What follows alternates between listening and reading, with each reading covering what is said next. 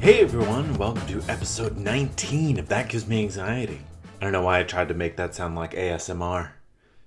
Hi everyone, and welcome to episode 19 of That Gives Me Anxiety. It's not doing the ASMR thing for you, it's just making you want to crash your car. No, a little bit more subdued today. Feeling tired. Man, Jamie and I had a crazy week. My beer league hockey team had 3 games in 5 nights. I'm exhausted. I felt like a kid again. Except with the body of an adult man that pulls muscles walking to the mailbox. No, a lot of fun though. We also went to go see Eliza Schlesinger. I don't know why it's slurred that. Schlesinger. Really fun show. First time seeing stand-up live since before the pandemic, which is great. Jamie and I both really like stand-up.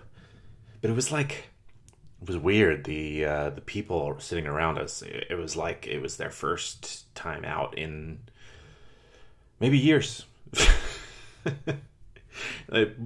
For example, a woman behind us, every time Eliza would make a joke, she would lean over to whoever the person was next to her and say, "She's right, my bra is disgusting." Eliza's making the jokes. You don't have to add your 2 cents or make it about you in the audience. Just be quiet and enjoy it. There's a lot of beer being spilled. People were talking. There was almost like a fight between these 2 50-year-old women. It was insane. Just a circus. You know, we've been excited to get everybody back together. But sometimes that's just what happens. Remember? We miss people, but people also kind of suck. Man, I can't believe it's also, we're almost at a full year here in South Carolina. Charleston's awesome. It really is. But yeah, it feels like we just moved from Brooklyn still. But I guess it does take a while to get used to a new area and make friends and set up a new routine and yada, yada, yada. It's also St. Patrick's Day. I mean, it's not for me. You know, I'm recording on Monday the 14th. But if you're listening to this, that means it's St. Patty's Day. Get yourself a Guinness, a little whiskey, corned beef and cabbage, some potatoes, and watch some, Conan O'Brien. Really soak up that Irish culture with Conan O'Brien. I've got a great episode lined up, as always, and I always mean it. Trying something a little bit new. Different format that'll probably come up from time to time. Instead of today's topic being something that causes anxiety, it's a job that could cause anxiety. And today's episode is about modeling. I interviewed model Amy. Thank you so much to Amy for her time and opening up about her experiences and her anxiety in a job that's unusual, right? People are just commenting on your body. That can be hard to overcome. I remember my grandma taking a dig at my weight when I was a kid.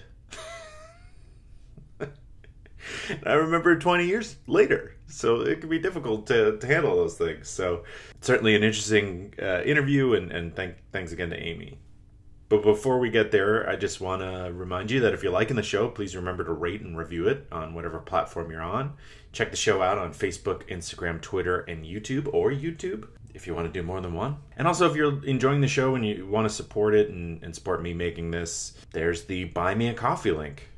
It's in on all the social media and in the description wherever you're listening. Yeah, all contributions are incredibly appreciated and super helpful. So yeah, if you're liking the show, feel free to buy me a coffee. Well, all right, let's get into the interview.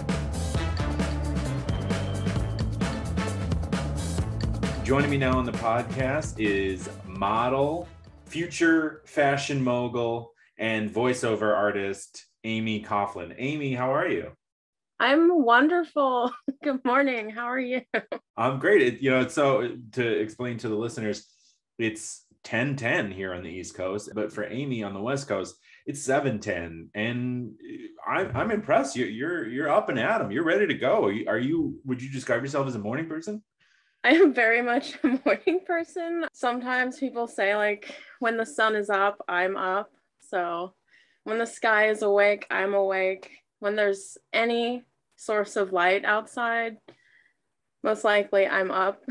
That's a good trade, I think. I mean, does that mean in the winter when the sun goes down at like 5 o'clock, are you particularly sleepy right there? I tend to get a little sleepy, and winter is pretty cozy. Sure So is. Yeah, I like to absolutely. sleep in the winter. It's a nature's way of encouraging you to toss those Yeah. sweatpants on and go to bed. Get more sleep. Yeah. Well, I that's certainly very something we're much all trying to do. suggest it. Yeah. Well, we connected over social media, and this is a bit of a different format for That Gives Me Anxiety. Usually it's something that really anyone can experience that gives them anxiety. But this time we're going to do jobs that give me anxiety. And you work as a model, which has caused you anxiety. So I'm interested to hear. 100%. Yeah. Well, I'm interested to hear, and I'm also a little bit nervous for what I'm about to hear. I'm sure there are a job where people are commenting on your appearance must create an insane amount of anxiety. So, what made you want to get into modeling in the first place? Well, one of my best friends, Daniel, he actually kind of discovered me when we were at this club and I was kind of running around on stage. He was like, I want you to walk for me for SAC Fashion Week. And I was like, I don't know anything about fashion, but it kind of went from there. After SAC Fashion Week, I walked at like the Eddie Murphy Mansion. And it was kind of like, oh, I love this. Like, Yeah. and I need to like keep going and like see where it takes me. So I hope that That's answered the first question. Yeah, that's so interesting where it's like just getting discovered while you're out potentially just having Yeah. fun. What makes a good model? I guess you're specifically talking about a runway model. Yeah, what makes a person good at that? One thing is mentality, what you want to do with it. It's kind of a cliche, but it's what you make it. I want to say confidence. Mm-hmm. And because someone once said, if your mind is confident, then like the rest will follow. Mm-hmm. And also having a lot of courage and being open to criticism and never comparing yourself to others, because that is a killer of confidence. Right. What I do is I just focus on myself because I am so quick to compare myself to others that it destroys me. So, because I'm only 5'4" in this model world. So I'm just constantly reminded that I'm 5'4". Mm-hmm. Yeah. Well, I mean, kudos for you being able to do that. Just for everyone in the Instagram world that we live in, we're constantly comparing ourselves to our own mental detriment. Mm-hmm. Were you always able to do that, or is that something that I was not. Okay. In the beginning, in like 2016 to I'd say like 2018, I had a lot of anxiety because I was bigger. People in comments would be like, oh, you have a pregnant model. And I was just like, with this again. Oh, wow. Because, yeah, I was, regular plus size model and it was great and it was empowering. But then that one comment will like destroy your world. So people they don't know you. They're just going off of like the outside appearance. So you can't be mad. It's just a lot of anxiety when the P word, the pregnant word comes up. So being short and bigger was very challenging, but forcing yourself to look at yourself in the camera, in the picture, it's a good way to learn, oh, is this how I want to stay? Or do I want to change and like get healthier? Fast forward to now, I'm really thankful for that anxiety because it like allowed me to change. Well, that's impressive to be able to channel that into a negative or into a positive life change. I do have a small frame of reference. So I've been a journalist for 10 years, longer than that. Who can count at this point? And so, just appearing on camera in YouTube videos or TV or whatever, the comments that people make really, really do hurt sometimes, especially when you just see people jumping on, right? Like one that I normally get is that my eyes were too close together, which doesn't it hurt me then. It doesn't hurt me now. So I do understand the growth. Yeah. But like when you first see that, and especially if I made a video that took such a long time to make and there was like good information in there, and then it just boiled down to like an attack in the comment section. Mm-hmm. It's a projection of how people feel in themselves. Mm-hmm. So it's really forced me to look at why people are saying things and to not take it so seriously. I used to project when I was first starting off modeling, because I get so insecure with the kind of the industry standard, or like the old standard of super tall and like slim. Mm-hmm. So I get really insecure. So I had to get rid of that. Every local model is one of my friends now. And like, I can't project onto them, what I'm feeling, because that's just anxiety. That's great. And if you see that in yourself, I guess being empathetic, they're going through the same mental struggle that you are. And you've created a support group of models all trying to work together. Because we have to stick together, because we're going to people's houses and taking photos. So that's high anxiety. So let me get this straight. In today's day and age, you're supposed to be drinking a ton of water, doing yoga, making sure you and your whole family is happy, strike a good work-life balance, exercise, read books, watch movies, eat healthy meals, be a big part of your community, and get 8 hours of sleep. It's unrealistic. It's too much. Well, that's why there's Instacart to take a little bit off your plate, or help put a little bit on your plate. Oh, I'm so sorry. Using Instacart, you search for all your favorite foods and items that you need from the grocery store, fresh produce, all your favorites, everything you want, and they deliver it to you. They go to the store and do your shopping for you. Just remove it from your to-do list, just with a few clicks. And you'll have your items delivered to your door in as fast as an hour. It's pretty quick. And through the link in the episode description, they're offering free delivery on your first order over $35. But you got to make sure you click the link in the description. That tells Instacart that this show sent you, and it helps support the show. And you can also take advantage of the free delivery. So yeah, be nice to yourself. Give Instacart a shot. Once my friend Erica, I helped her out with styling a shoot because she didn't know the photographer. She was like, if you weren't here, I don't know what I would do. I'm like, I got you. I'm here for you. Are most of the shoots at people's, I'm curious what the process is. I want to talk about what it's like to audition and oh gosh, if that yeah. So why don't we start there? Why don't we start with the audition process? What does that look like? Is there a typical audition? Yeah, I used to call it like a go-see. That's like an America's Next Top Model term that I learned. I don't go on go-sees anymore. It's more of an at-home audition. But before the pandemic, I would go like on a train from Roseville to San Francisco and like take a bus from the train. And I loved every second of it, because it was like, that's sort of the magic, is like, you're going to the city to go to an audition. City, I'm going to become a star. Yeah. I was living my own fantasy. Like, I love traveling on trains, first of all. So how very Joe Biden of you. Right. One of the last go-sees I went on was, I think it was for like a bra company, but usually you go in and you're prepared with your headshot, nervous sweat, like trying not to sweat through your clothes. You have your model go-to bag with the MDT logo on it. So when they see it, they're like, oh, you're represented. You're cool. You're trustworthy. You're reliable. Before the interview,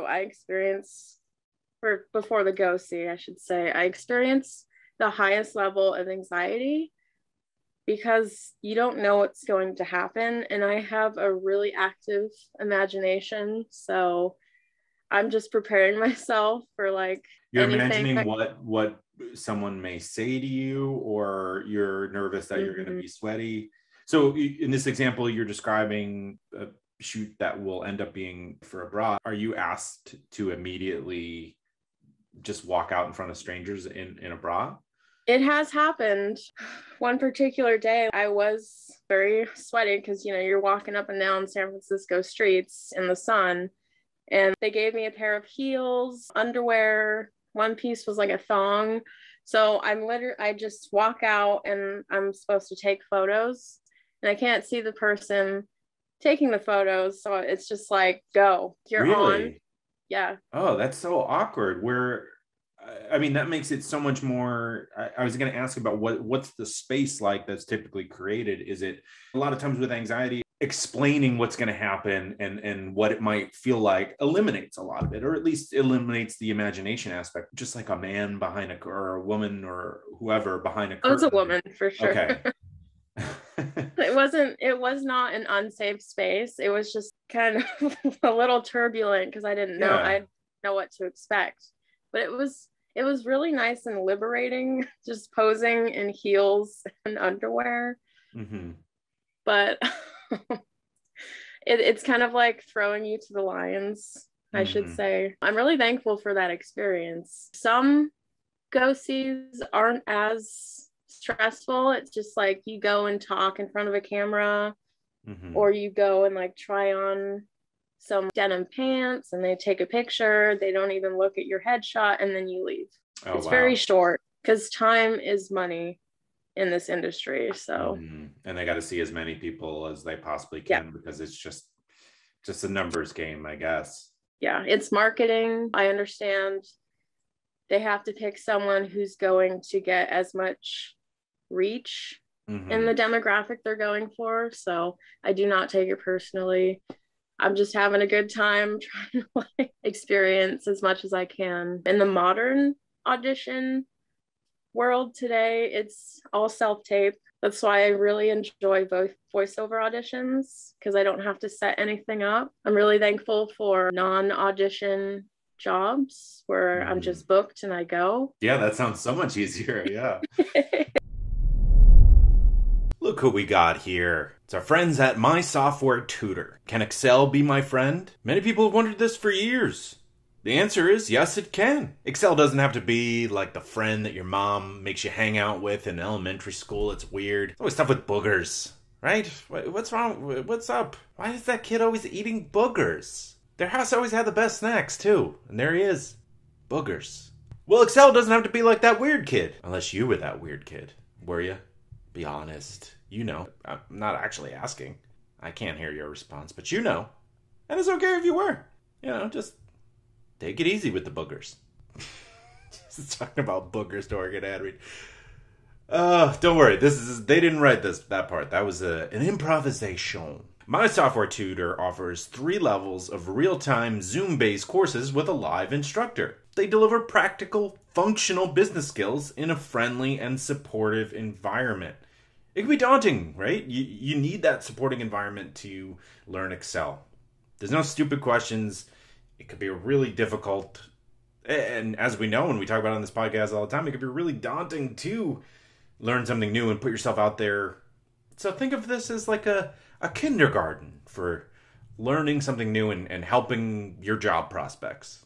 Or be better at the job you already have. Get that raise. Get that whatever. Take pictures of it for Instagram. Yeah, that'll be cool. Keeping it as vague as possible so that you can input your own. Just making a mad lib of your own desires. These courses will increase your marketability, whether you're an employee, job seeker, consultant, or contractor. Register at mysoftwaretutor.com and use the promo code POD20 to save 20% off all registrations. Thank you so much to My Software Tutor. Yeah, guys, take advantage of that 20% off and confidently list Excel on your resume. When you are auditioning, let's say you're going to a go-see or there, however it's being done now, is there any, I imagine there could be executives discussing, well, I don't like this about her, or I like this. Has that ever happened in your career? Well, you never really hear feedback unless your agent noticed something you did completely wrong and is saving your butt by giving you feedback. And I'm so grateful for anything that I get back. Once I did go to a model casting in Oakland, and they set it up kind of like there's 3 judges. And I was a little bigger at the time in a swimsuit, and I walked up there so confidently, and they were like, "Ooh, your confidence, the way you're walking." It was great.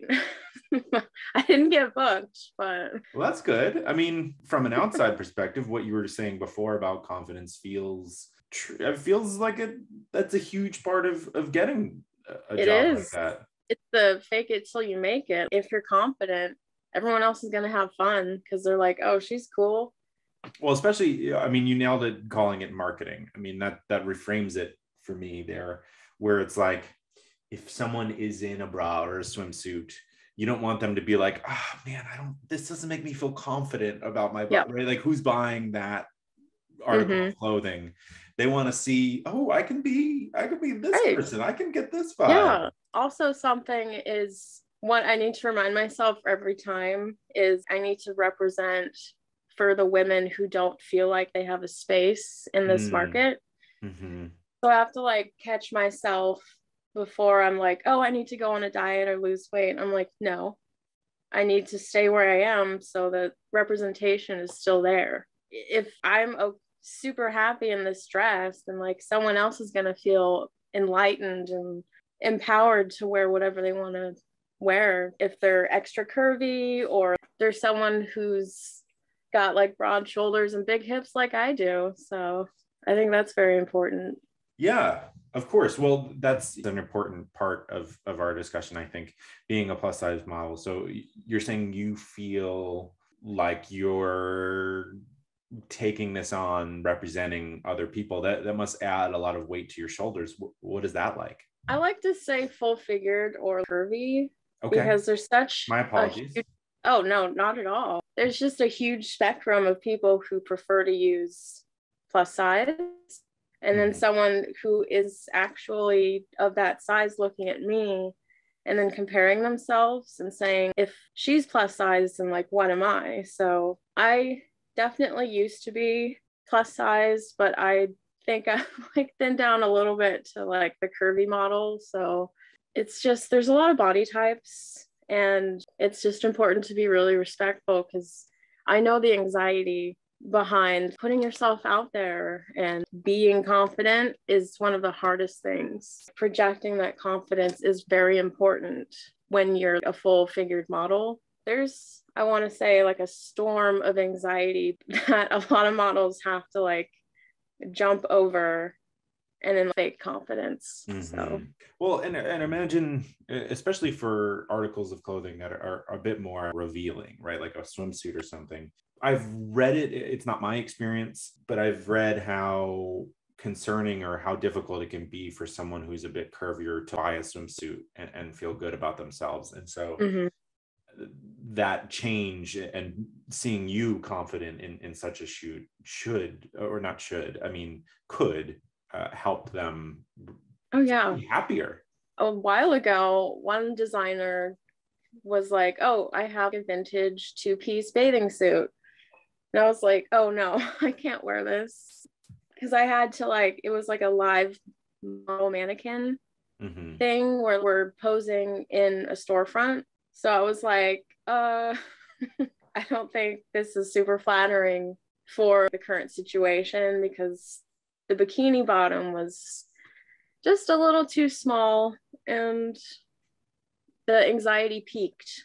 I was just like, no, not gonna happen. So thankfully there was a one phase which I rocked. So, yeah, swimsuits. People were applauding. I walked wearing a dress, and then I walked for someone else wearing this gold sequin dress that I rocked, and I got applause, and it was great. But I think it just has to do with how you're feeling currently, how you have to combat in the moment. That it sounds like there's so much going on, such a mental struggle, and I definitely want to get to that. But I'm also curious. So you're describing modeling in storefronts and people's houses. What are those spaces like, and what's going through your head for jobs like that? Sometimes it's just for fun, just to like update my portfolio. I'll go to one of my friends' houses. It's super nice. It's more of like an artistic expression overall. I have control over my makeup, and I made a dress and like I can model it, and it's celebrating the dress that I made. And I shoot with women right now mostly. So it's like a sisterhood with a print shoot like I did for Laxton Ravello in San Rafael. That was also very fun because we were coming out of lockdown. Mm-hmm. So it was like, oh my gosh, I get to see people again. Like I get to work with them and actually talk industry. So that was great. Everyone was very respectful of the 6-foot rule and sanitizing everything. And mm-hmm. I got to model cardigans and sweaters, and they were so comfy. So that's great. I couldn't ask for anything more. Yeah. I push back on this question if it's not something you feel comfortable. Okay. You know, with modeling, there are certainly horror stories. Have you ever felt uncomfortable on set? Yeah, it is an industry where people get excited to be around good-looking people. And there have been guys who get really excited and catcall or get too comfortable or say, let me see your Instagram. Oh, this should be your look because of the energy. And I'd say like try to groom you to, I don't know their intention really, but it's very awkward. And it's important to talk to your friends and like anyone who's going through it, because it's a very awkward situation. It didn't happen to me, and you don't want to like overstep your boundaries and tell on somebody, especially if it didn't happen to you. But I just say to yourself and don't talk to anybody at a shoot. Man, this is a heavy question, but it does give me a lot of anxiety when I feel slightly targeted by somebody on a shoot. There's flirting, and then there's you can feel the energy coming off of the person if they have a negative intention. You get really good at honing in. So you just have to stay in your personal space and remain professional, do the job, and get out of there is all I have to say. Yeah, I've definitely, I do have another time where I can connect with you on this. I used to, well, I don't want to give it away too much because, but I have felt targeted on a film set like that. And you do anything to get away, but you're also, I mean, at least in my case, I was young and trying to like use that as a space to network and get more work. But in the end, it doesn't seem worth it. And you just, I don't know, it makes you feel really lousy. Yeah, and you walk away from that a little angry, but you learn. It's definitely a learning experience. I've been in a room where everyone's in a robe, and then there's an older gentleman just casually brushing up against my shoulder. And I'm like, oh, it happens when you least expect it. When you're like really excited about something, you can't really like do anything about it. You're kind of processing it in your brain, doing the math. In my case, it was in front of everyone, and it was just like no one stopped it. You know, I'm sorry. Yeah, a lot of men for sure still get harassed, and I think that needs to be talked about more. Everyone's got feelings. I think everyone's probably been a target before, and it's terrible. Yeah, we're all just trying to do a job and trying to be creative. And it's hard when you try to give everyone the benefit of the doubt. Or laugh it off as like a joke. Yeah. But it's not. It's not. It's really, not. And you want to like go home and smash glass, you know, that's have your own little private smash room. Break room or smash room. Yeah. Have you ever done that? Oh yeah, I just did that. I smashed an old whiskey bottle by throwing a wrench at it, and it was great. That's incredible. I recorded it to music. Did you? You recorded it to music? That's very punk rock. It's just something about the sound and letting yourself go. I was shaking afterwards. Oh my gosh. It was amazing. So that's great. Well, that's a perfect segue into, so we're talking about people in the comment section, people on interviews or on job sites potentially behaving in inappropriate or awkward ways. Sweat. I mean, I'm a sweaty person. I definitely connect with you on Me that. too. Yeah, let's talk about no. So there's all these things that are going on, creating a tempest seemingly in your mind. How do you, in the moment, right? Like in the moment with all this swirling around, how do you handle your anxiety? I'd imagine there would be something different for when you're not working, and we'll get to that. But in the moment, what have you learned helps you? Well, meditation. It sounds extremely cliche, but just having a mantra to repeat over and over in the moment, so you have something positive to grasp onto, like a clear headspace, is really important, because you can just go to that space and kind of zen out, do the modeling, because sometimes I get like a panic attack right before I walk on a set. You just have to keep practicing your little on the moment meditation, or sometimes caffeine helps because it speeds your brain up. Well, it speeds everything up to the pace of your mind. So you're like, oh yeah, I'm in the zone. I'm not anxious. I'm not nervous. Let's do this. It's like faking dopamine in there. Oh yeah. Just giving you a jolt. It's the new healthy liquid courage, I like to say. Also, just being very friendly with people appropriately, just making friends with everyone and just bringing the mood up will make a huge difference, because it'll feel like a party and not just, oh, I'm here to do a print shoot begrudgingly. The energy is really just 100%. I love that, because I mean, we create these spaces are created, right? Where in this case, it's modeling, but it could be someone else doing any other job where you're meeting people for the first time. And that's really awkward and concerning, but realizing that everyone else is probably feeling similar to you. So by being friendly, you're setting the tone for the energy in the room. And not everyone's capable. You're the focus. You're going to be in the picture. If you're upset, the picture's going to be upset. The photographer's going to be upset. The designer who's taking this time to create an image, their store is going to be upset. If you're shining, the photo's going to shine. They're going to be really happy. You'll be friends. It's all up from there. So, and meditation is definitely something I think you said practicing. I think that's something that you practice outside of, right? Like other anxiety deregulation techniques.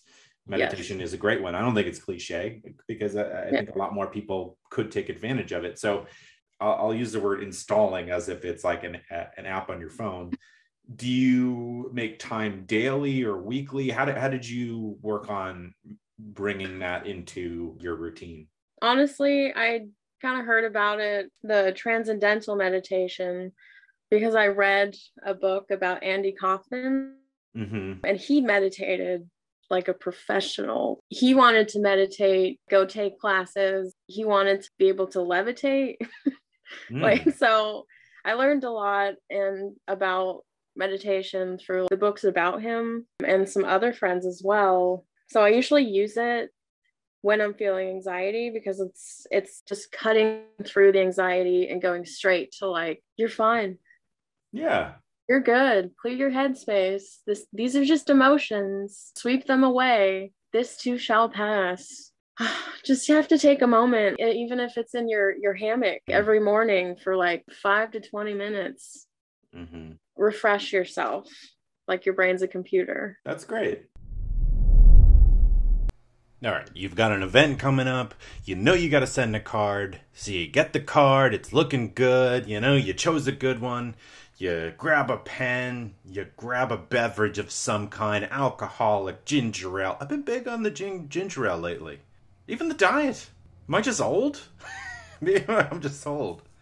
But you get all that. You sit down, and then your mind is blank. You don't know what to say. It can be daunting. There's a lot of pressure. You gotta fit it in a certain area and gotta look nice. Go easy on yourself. There's someone here to help you. Introducing the Cardist Studio. With so many birthdays and occasions, there's no time to shop for cards, write the cards, and buy the stamps. It's too many steps. So many chances for anxiety. Now you can do it all right where you sit. That's the best. That's the best. Because the Cardist studio does it for you. They write it down for you. Introducing a writing specialist for the message inside your greeting cards. Don't get those canned responses. Have someone write something truly heartfelt. By the way, this is my friend Mary Alice who runs this company. She's very good. She sent me one of these. Whew. I know I said that in a joking tone, but I mean it. It was very thoughtful. And she sent me one after my grandfather passed away. It means a lot. I still have the card. I mean, that shows you all you need to know. All right, here's how it works. All you do is pick the card and tell why you're sending it. No more errands. No more anxiety. For a message from your heart, but not your hands. It's okay. You still mean it. Sit back and just enjoy your relationships. Wouldn't that be nice? TheCardistStudio.com. Thoughtful. Just got easy. And you can use the promo code ANXIETYPOD for 10% off all orders. All right, friends, get out there and send those greeting cards from the Cardist Studio. It is interesting that you are looking towards Andy Kaufman. For people who don't know Andy Kaufman, comedian, he was in the show Taxi, and he's a comedian, but also a provocateur. He liked to push buttons. He had his alter ego. What was his alter ego's name? Vodka, and then there's Tony Clifton. Tony Clifton is the one I was thinking. I have a lot of friends who are in love with Andy Kaufman, so I have to speak highly of him, or else they're gonna be after me. But he's an interesting person for the purposes that being a model, where it's like he's putting himself in these extremely awkward situations, and so I think a lot of people wondered how he handled that mentally. So it was just very interesting to hear him, but it sounds like your friend group all kind of are into what he was doing. The level of anxiety you have to deal with, thinking about what other people think of you, that amount of stress that he had to deal with, I don't blame him for like meditating every chance he got. If he had a room that he was staying in, like it had to be deadly quiet for him to meditate, because it was staunch rules. Has to take the time to meditate, and I think it's a good thing to practice for like any job, I think. So absolutely. Yeah. Do you find, a lot of times I can be very extroverted, and I love interviewing people, I love talking to people, but probably after this interview I'm gonna be very quiet and go sit by myself. It's a battery that needs to be recharged. Is that something that you need to do? Yes, this is huge. Every time I do a shoot, every time I give something of my soul to a camera, anything having to do with modeling, afterwards, I am so drained. I don't want to talk to anybody. I don't want to do anything. I don't even want to drive home. I just want to like get into bed, eat a whole bunch of Chinese food, and just tune out, because it feels like someone took half of your body away, because you just gave everything. Like you're moving dynamically, and your back hurts, your neck hurts, your legs hurt, even like your ankles. And you're just like, why do I hurt? I was just standing there, but you're like twisting your body everywhere, and you're putting yourself through like the ringer. Yeah. So it's always a very calm ride home. Like, I'm just like, just get home. Just get home. I'm tired. The Chinese food in bed is waiting. Yeah. Yeah. Sometimes I have to drive back from San Francisco to Sacramento. And it's an adventure, to say the least. But good for you for recognizing that you need that time, and you're able to give yourself that time. I feel like a lot of people do expect that they have to be on at all times, and that just seems unrealistic. Yeah, I used to think that I had to be on and sort of acting like the model. They're expecting this of me, but now I'm just like, you don't have to do everything. It was your own internal monologue telling you, now that you've learned, you have your own little path, that okay, I'm gonna switch to people who ask me how I became a model. It's a very hard question, because everyone's so unique, and I'm like, I don't really know how to answer that, except go out and find yourself an agent. Being in front of the camera, it's not 100% fun. It's sort of like carving out your own path with a toothpick. When you're trying to carve some stone out, it takes a really long time. You're scraping it almost nothing to get to somewhere that you don't even know, if that makes sense. No, it does make sense. With a lot of creative positions like modeling, I always think that it's like, you don't get into that because you want to. You get into it and stay into it because you need to in some way. It's like, yes, you need to express, because we must. Yeah, because you must. Yes, exactly. Not to discourage anyone from trying to get into it, because give it a shot. But I think make some money, like I didn't think I'd do a fit job for Levi's for like their dentist jeans, but you never know where you're gonna go. So you don't know unless you try. Of course. I'm always for pushing people towards trying new things, and even if you fail, then you have a pretty funny story. And that's okay. Oh yeah. I failed a million times before I got one job. And you're alive. Yeah, you really appreciate those one jobs that you get. The extra job that I just got was so much fun, and no experience being an extra, so I was like, okay, this is pretty great. Didn't sound super exciting, but you're on set, there's a camera, there's a director, there's assistants, there's a makeup artist, and sometimes the makeup artist, and it's a good little reunion. It's very magical. You feel the buzz. That's why you're there, because plus I got to like dance and like shoot off little poppers, and that's great. Wonderful. That's so fun. I have 2 more questions in mind, and then third, I guess I have 3 more questions. Okay. One just popped in. I want to go briefly back to the situations that we were describing about uncomfortable moments on set. What's your advice for handling something like that? Is it telling your agent, or what could we do to help people who unfortunately are put in a bad position like that? This is a really tricky subject because there's so many moving parts. I don't think there's going to be a clear answer, by the way. I'm sorry.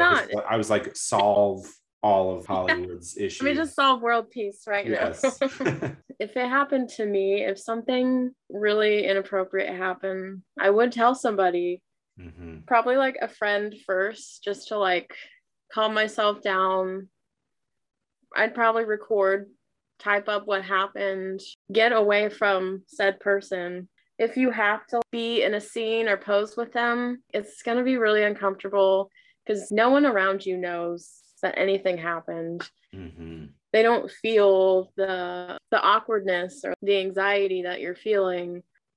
This is it's a hard question because there's so many situations. But I think it is a general good rule to talk to a friend. I think at the baseline, not please letting talk about that it fester in your heart and getting it off your chest in one way or another is a good thing. And then the steps will hopefully become clear from there. You give the emotionality to one of your friends to like reassure you that this is valid. You want to listen to like something you went through, because it warns them and it helps them, because it's like, how are they going to know about it if you don't say anything? Right. So it is very tricky, because you don't want to just go straight to your agent because you're like, no, that didn't happen. And you just have to be really careful and look out for yourself. Take care of yourself first. Because like jobs will come and go. If you have to like take a mental break, do it. Go on a vacation, take care of yourself, unplug. Don't worry about your pictures. Just know that it's not your fault. Don't blame yourself. Just because you're a model does not make it okay for other people to target you. You're not there for people's entertainment. You never know what anyone's going through. Just be respectful. You don't know if a successful model is really going through it because they get targeted every single day. You could look at them like, oh, they have a perfect, life, and they're getting gigs and booked, but it's kind of like at what cost? Right. That doesn't Like, necessarily mean happiness. do they want to quit, or do they want to keep putting themselves through this? Because it's very unfortunate when someone targets someone and like takes a job that's supposed to be a once in a lifetime thing. Mm-hmm. Yeah. There seems to be some odd aspect of objectifying. You lose your humanity in the eyes of some people, which is bizarre. I mean, we're people, right? We have feelings, right? We're all going through it right now because it's still a pandemic, and like people need to make money, and it's like priorities, like money. They can't afford their rent right now. Do they really need to be harassed? On top of that, I don't think so. Yeah. Right. The pandemic was a chance to drop a lot of things. Harassing people on set should have been one of those things. In social settings, when people find out you're a model, I'd imagine people have said some awful things. I'm curious if you have any stories that you'd be willing to share. I'm happy to hear it. You don't have to. Otherwise, I'm curious how you handle situations in social settings. Well, in social settings, it's usually positive things. Oh, good. That's great. I don't really have any stories about, I mean, that's good. I would prefer that would be the case. Yeah. There's always people who are like models who just want to party, and like, there's so many different types of models. If you want to party, do like the model social thing and like socialize, network, that's amazing. But I'm a homebody right now. I don't drink because that used to give me a lot of anxiety, and it's not good for modeling. And so I kind of like removed myself from a lot of drama. I usually don't tell people I'm a model, especially since I'm getting into voiceover acting. So there's a lot of things that people project onto you that they think, like how they think models should be, or they're like, oh, you must have an amazing life. Have you worked for so-and-so yet? I'm like, yeah, totally. Yeah, I'll take the credit. Right. I'm a great actor. I'm a great model. Yeah. It's weird because I just see myself as someone who wants to convey a story correctly. It's become more about the narrative truth, I would say. If I'm doing my own photo shoot, what is this photo shoot going to turn into? What is this flower going to blossom into? Because usually you don't know until the photographer gives you the pictures. And then you come up with how you're going to sell this photo. What is the story? How is the image inspiring you? So that's mostly what I'm focused on at the moment. Having fun. Well, good for you too for not feeling in different jobs, especially modeling is an unusual job. You may feel like you have to do the party scene or do this or that because otherwise I won't get booked or this or that. And that's great that you're like, nah, it's not for me. Do it if you want. It's really not. Yeah, good. Sometimes I can feel the energy that people are projecting onto me, and body image, for one. People are expecting something from you to look a certain way is a huge source of anxiety. Oftentimes people don't really care that much. They're just like, oh, you did another picture, that's awesome. And it's just the insecurities are prevalent. A constant battle, I'm sure. Yes. Yeah. But let it go, because again, we're all human. We're all feeling things, and we're all doing our best right now, I should say. Yeah. Well, is there anything else related to modeling or your anxiety or how things that have helped you with your anxiety that we haven't touched on that you think we should talk about? Waiting for a booking is very stressful.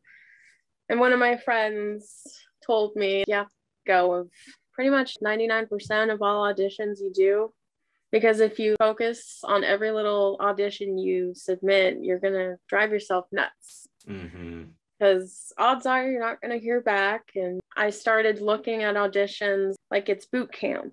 You're learning, because it's only been like a year since I started voiceover. auditioning, and I'm still learning. I can still hear myself developing and getting more confident. So waiting for a booking is the most anxiety inducing thing ever. Well, especially if you need the money, right? Rent's coming up. Yes. And very validating to book something. Of course. And it's 100% rejection if you don't hear back. And sometimes you just forget about it naturally. And sometimes you're like, well, I really wanted booking and I was very confident. You just have to be proud of yourself for just doing the audition. Yeah. And just for trying. And meditation has helped you with that anxiety as well. Yeah. There's one thing that is kind of funny. Like one piece of advice that I got from someone who I don't know personally, but Bob Odenkirk, I just heard him say on one of his shows, just throw it away, just throw away the line. That has gotten rid of a lot of my anxiety. When you're second guessing yourself while you're doing multiple takes, you tend to like over perfect yourself, and it doesn't sound good, doesn't sound genuine. So honestly, you have to be in the character and just throw it away sometimes. Just be natural and meditate. And often the differences between takes, referring to voiceover, it may sound slightly different to you, but someone else listening to it is going to be like, yeah, that sounds the same. Right? Like, you really judge yourself versus what somebody else is here. You're micromanaging yourself on something that a casting director is just probably going to spend, I don't know how long listening. They're going to be like, oh, this was great, but someone else could be better. Someone else could deserve it more. So you really just have to keep trying, and who knows? Well, it's I have to say it's very refreshing. You seem to be in a very good mental headspace to take on the challenges of the career that you've chosen or has chosen you. Seemingly, though, how you got into it. I have one more thing to talk about. Oh, sure. Yeah, let's do it. People who are in the fit industry, like they do clothing fittings for companies, we have to now take pictures of ourselves in like pretty much underwear. So I'd say that it has triggered so much anxiety and PTSD just setting up my lighting to like do one of those pictures, because you can't do a flattering angle. It's just straight on. And like, professional photographers are professional photographers for a reason, right? They know how to do the lighting and set up the shot. But you have to be your own professional photographer these days. So it's just most of the time it's just me doing all these pictures. And one piece of advice I would have to recommend for anybody is to not look at the picture. Send the picture to your agent because they need it. They're going to be really happy. Just for your own personal mental safety, just don't look at the picture for a couple weeks. Let your eyes relax. Let the anxiety fade away before you look at the picture, because odds are it's going to be fine. It's going to look amazing. It's just your anxiety that's telling you that, oh my gosh, this is terrible. Because it's uncomfortable taking pictures of yourself half naked. So I'm sure. I wouldn't wish it on any of my worst enemies. Well, then you're texting it out there, so it's like, where's that going? I mean, obviously, I imagine you trust. It's just agent. Internal for my agent, but it is also liberating to just take a picture of yourself like that. Because the first time I did that, I was in a room of fellow models who were like more curvy, and we all looked like we were in a Dove commercial, and it was beautiful. That's great. There's certainly a lot of power in doing what you're doing, which is great. And it certainly helps a lot of people to change the image that people see in magazines, TV, on and on and on. So body positivity. Exactly. We're all for that. We like that. Well, Amy, thank you so much for your time. This has been such a wonderful chat. I wish you all the best. And, my pleasure. And we look forward to seeing you and hearing you out in the wild. Thank you so much. I had fun. Yeah, I'm certain that modeling wouldn't be for me. It's too much spotlight. I like the spotlight. I do. I mean, I have 2 podcasts. I'm a complete ham, and I'm okay with that. But there's a bit of a barrier, right? Like, this is audio. I'm recording this on a Monday, and there's no one here. Not even Ollie the pup. I'm basically in my pajamas. Pajamas that probably should have been thrown out by now. There's a hole in my shorts. Well, thank you so much to Amy. Reminder about my other podcast, Death Space Filling the Void. Check that out wherever you get your podcasts. Also, the Buy Me a Coffee link. If you're liking the show and would like to support it and support me, feel free to buy me a coffee. And I'm honored that people spend their time, and if they choose to support it financially, that's incredible. So yeah, you can find that wherever you are listening in the description. There's also the link to Instacart. By signing up to that link, you're telling Instacart that this show sent you, which also helps support the show. And you can take advantage of getting some grocery items shipped right to your house or delivered right to your house. Also, My Software Tutor, there's a link in the description to that as well with the promo code POD20 to save 20% off.